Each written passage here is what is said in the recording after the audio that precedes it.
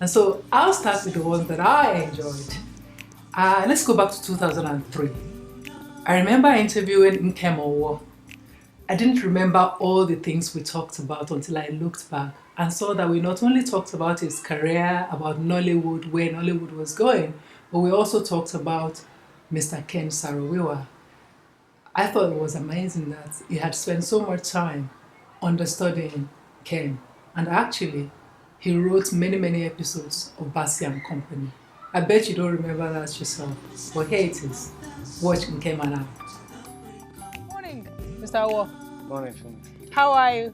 Fine. You have very good looking life. Oh, really? Yes, I like what I see. I'm impressed. Yes. Not that you're not good looking in the films, but you look like a million years younger and all of that. Oh, yes, that's my photocopy. This is my real self. This is the real thing. That's right. Are you, I mean, I have this problem because people see me out of, on the street and they expect me to be, laughing and happy and, Yes, chatting all the time. yes. And I'm usually quiet and they get a culture shock. Are you funny all the time? Are you Sophia all the time or Ukwa all the time? No, I can't be yourself. I say that's a different person.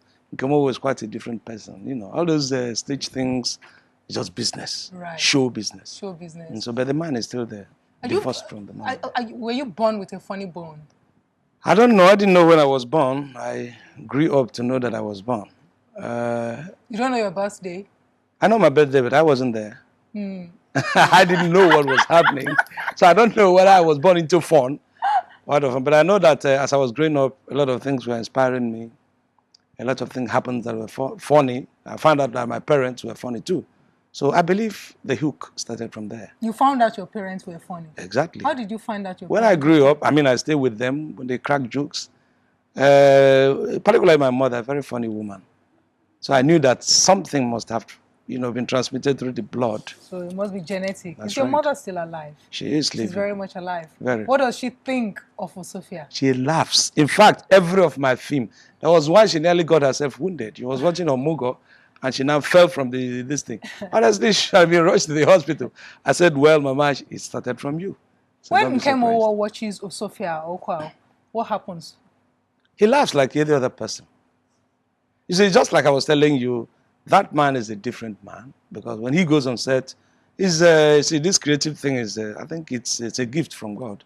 So when you come out as Nkem Owoh now to watch it, you will see another man. But one thing is, when I'm watching my film, I'm so critical. If you're sitting near me, you won't be comfortable because I'll be criticizing myself. Oh, I should have done it this way. And they're telling me, look, this is good. So why are you there? I say, no. It would have been this way, it would have been better. But I watch it and laugh like that. You're constantly wanting to get better. Yes, exactly. All right, let me ask this of you. I know that you've had sort of a reincarnation as an actor because what a lot of us don't know that before Sophia and all of that, you'd been acting for a while. That's right. I have it. I don't know how correct I am that you have a 10-year career in a 10 or 11-year career in this business. Tell us a little about the beginning. Well, I started business. Well, you say when it's show business, television, journalism, and all that. I started in NTA in 1979. 1979. That's right. Are you that old? I am that old. Right. So I started in 79. Still the same 79. I was a stringer then. I come in, do some programs. When I did Beledike was with NTA, Enugu. I do something, I go. I do on ESBS. It wasn't ESBS then. There was something. Old Anambra State Broadcasting. I come there, I do program as a stringer. I go. I got my admission at the same time, and I decided to leave. After I graduated from my national service, I came back to television, and thank God for a while as a part-time thing. Then I got hooked to Bassi and Company. I knew you were on Bassi and Company. Yes. So I started helping from script writing. In fact, as a matter of fact, I started with script writing. Right. So when Ken Saro-Wiwa saw that there is something in this young man, he called me and I said, okay, I better start writing. I started by writing stories. He goes to develop it. At a stage, he entrusted every writing of Bassi and Company and editing of the script to me. No, that part we didn't know. You were writing. I was writing Bassi and Company. In fact, most of this, and even New Masquerade, I was their resident script writer for a very long time. New Masquerade. You see, we stay behind the screen. Yeah. It's just like these, my guys, You You just see the name. But Nigerians are so impatient to watch, to wait till the name comes. As soon as the program finishes, the person is getting watching to see the credit lineup. So I wrote for a very long time. I wrote for Bassi and Company. I wrote in fact, I would call it scriptomaniac. I became a scriptomaniac. I was writing scripts, telemovie, Memorial Hospital. I was writing it with Clement Iwade a very long time. Then, if I can remember, there's one Matters Arising again for Radio Nigeria. I created Matters Arising. I wrote the 26th episode that was aired on Radio Nigeria. That was the 80s. Oh, sorry, 90s, I believe.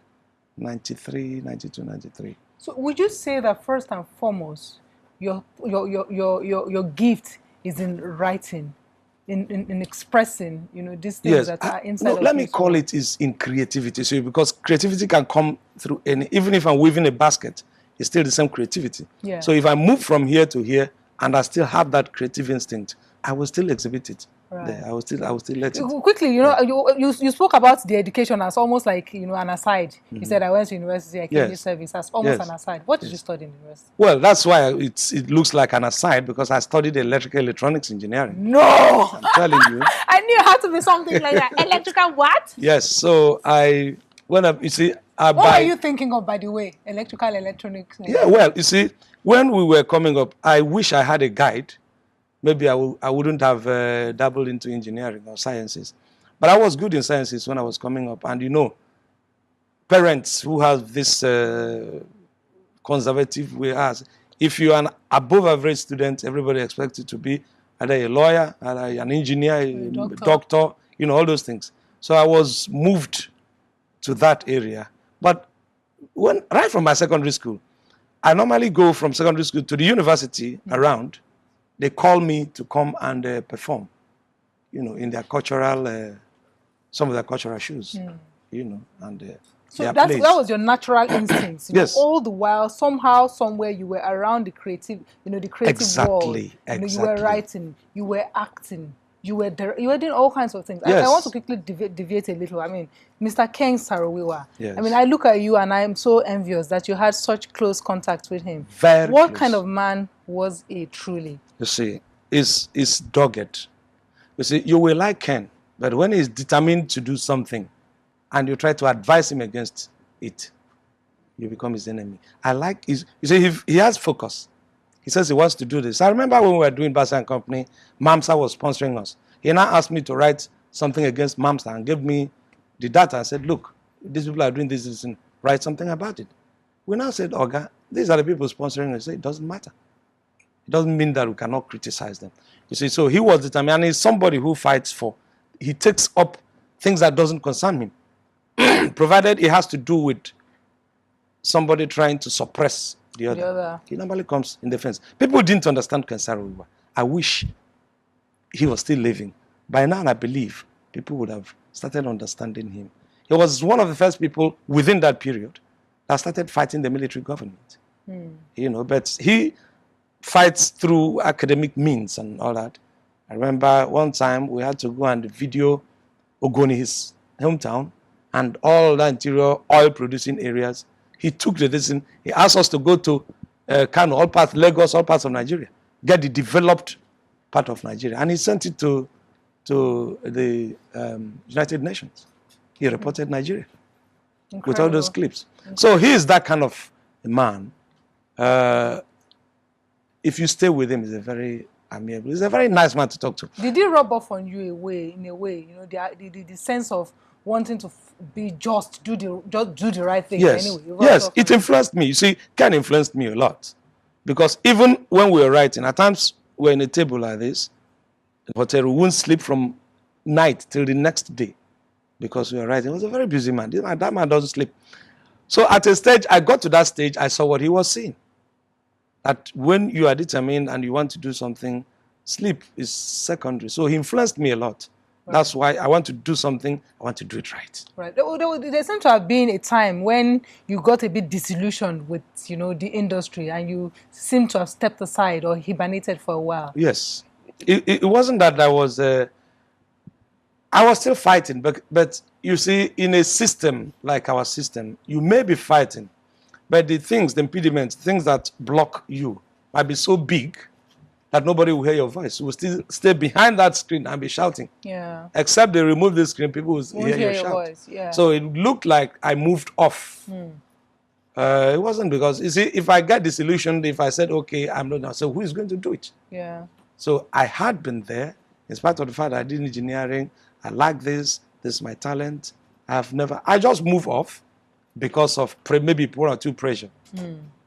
Then, but eventually I'm still on that line. I want to ask this question. Because for somebody like, I look, from the moment you walked into this place, there are certain people I get an aura about. I saw the intensity, the intellect, you know, obviously to be able to write creatively, particularly comedy, you have to be really intelligent because it's not easy to make people laugh and all of that. And also you have a degree in electronics. Do you have a difficulty in the fact that people see you first and foremost as an actor and even lower still a comedian when you know? Oh, you have that challenge. You see, I have that challenge. See, one thing is being a star. I've always said it.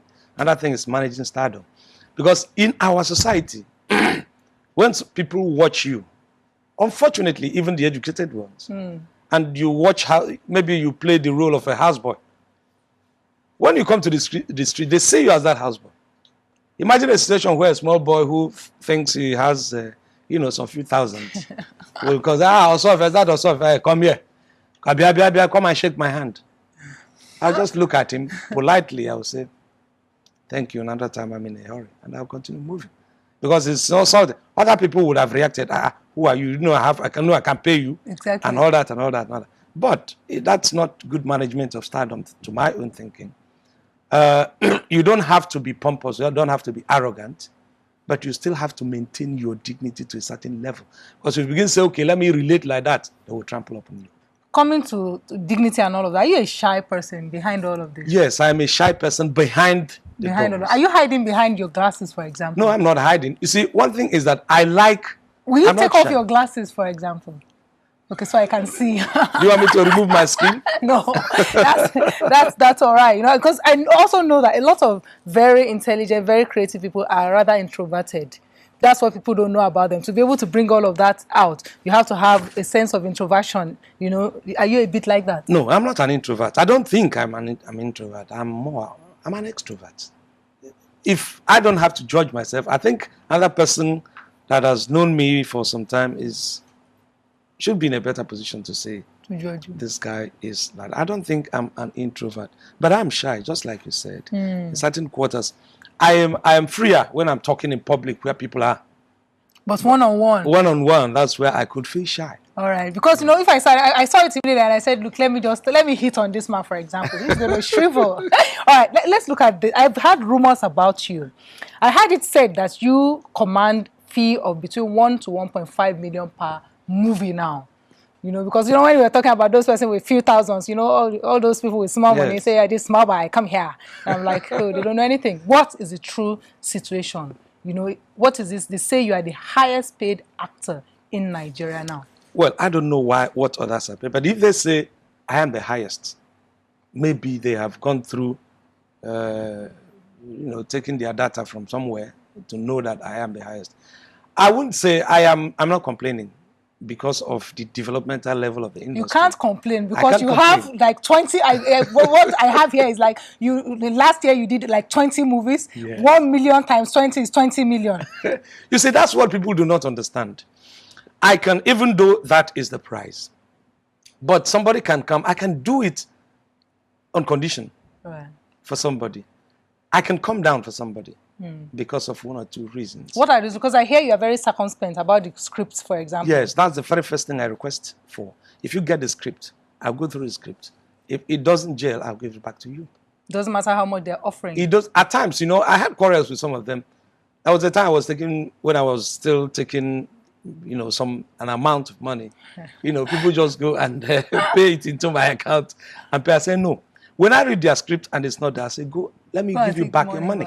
Because from what I got from Ken Sariwa, to be honest, he's a very thorough man. He likes to do things. And instead of those things bringing me down, if I maintain a standard, I would like to keep staying there. I don't like because of money, you accept any story, eventually you're going to come down. So, But even at that, even though you are so circumspect with the script, you still have a lot of work. I had it. I don't know how true that is because, I mean, I read it from some Yes. papers, that you've had a few nervous breakdowns on set That's because right. you have the volume of work that Exactly. you have to do. The pressure at a stage was so much that my doctor called me and said, look, you will think that you're making all the money, but you won't eat part of the money.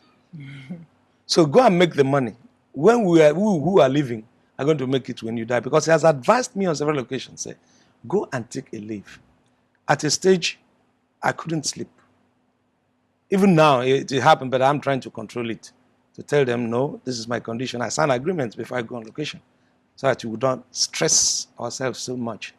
As a matter of fact, that's not the way film should be. It's not a short-term project. Yeah. It's a long-term thing. So, but the orientation is a wrong one. Okay, quickly, if I don't talk about Sophia in London, everybody here will shoot me because I was at the premiere. That was my first paid for by myself. Okay, I didn't pay my own because of recognition, but I paid for everybody else who came with me. And we enjoyed. We were upset, of course, that they didn't show the part 2. Well, if they had shown the part 2, you see, we have now, I don't know how they programmed the thing. When it started like part 1, part 2, part 3. In fact, it started when we were using 3-hour tape. So that time, so now almost everybody say, oh, let me divide it part 1, part 2. If they had premiered, shown the part 2 on premiere, by now, everybody would have, somebody would have gone to do something similar to that. Because if you come into this industry, a lot of things, we might be saying something, you say, okay, fine, Nkem, give me one joke. I will give joke. Somebody who's watching will use that joke and write a script. I'm telling you. So because I hear, for example, they take just one shot from a previous film of yours, for example. They put it in another film, and then they now say Nkem Owoh is in that film. I have reported a lot of. At times I'll be walking the street, I will see my poster. I'll say, what kind of thing is this? When did I do this film? There's one they call what was one of them? There are even intelligent Mugu. Honestly. So, in fact, I found myself being an intelligent Mugu. Because I do a film for another person. The person who produced will go and cut some part of it. Then go and garnish it. It's not even garnishing. It was garnishing it with rubbish around this thing. Then that one, they say chameleon, Ogumagan or something. Chameleon. That's the name of that one. They just brought one scene from a film I shot for another person. And then they shot things around it. I was in prison till the film finished. I was in the cell. So when they finish their story in town, they will go and visit me in the cell and then come back again. So all the things were referring to me. I didn't shoot that film. I didn't see any.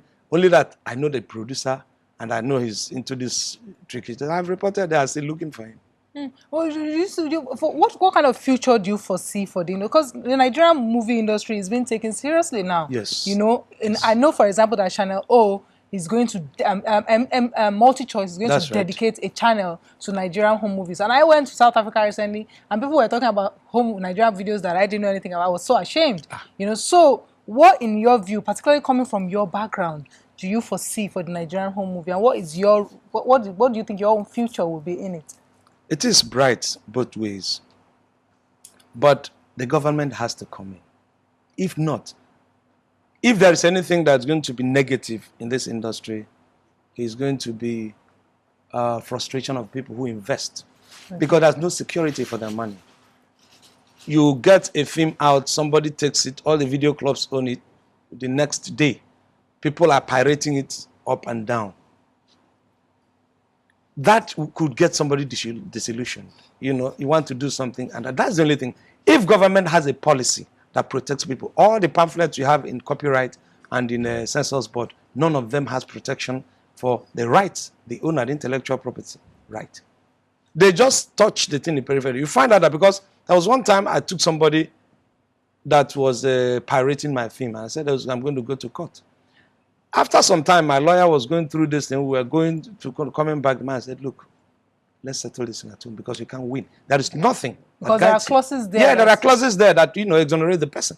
Right. You understand? So we were talking, we are continuing to tell the government that I had the opportunity of meeting the president the other time at the wife. I told him, point blank. I said, look, sir, we are not asking the government to come and pushing money there. We're going to move your camera towards the side and then get a policy to protect for the security of the financial security of the people that are investing into this thing. We're not asking government security for our money. And that's all. Apart from that, that's bright future for this. We haven't started shooting on big screen. We're still negotiating with some of the people outside. So what we are doing is we're still in Genesis. Right. You know, by the time we come to Malachi, we would have exploded. You would have done it. All right. Well, I mean, I can sit with you all day and talk. You know what I mean? Do you have any child who has inherited your own funny bone? I think so. Yes. I'm still watching her. It's my it's a girl. Yeah. Oh, it's a girl. Yes, she has. In fact, at times she entertains at home because she does things that you wouldn't believe that a kid of about 4 or 5 years. This is only 4 or 5. Yes, wow. I'm telling you, she's wonderful. Incredible. You know, so automatically I knew that this person has something from here. Yeah. You know, this is not my daughter. Yeah. How do you do Sophia? Oh, I mean, I don't like to do it to actors. You know, say to somebody sing, but I want to see somebody other than Nkem Owoh here. Oh, you have to create the atmosphere. See, this is a very gentle atmosphere. There has to be heat here. What have I got to do? What, you know, who is go do something for me? Fine. Okay, imagine I'm the girl. I'm the Igbo girl that you went to marry. Yes. Sophia. You know, also the girl you went to marry in London. Yes. I'm the girl who wanted to take your brother's property. Yes. Right. I'm that Igbo girl. You're that Igbo girl. Yes. Don't put yourself in a very serious situation. Because if you are that girl and I will take you as that girl, it's all right. Let me put it in parentheses.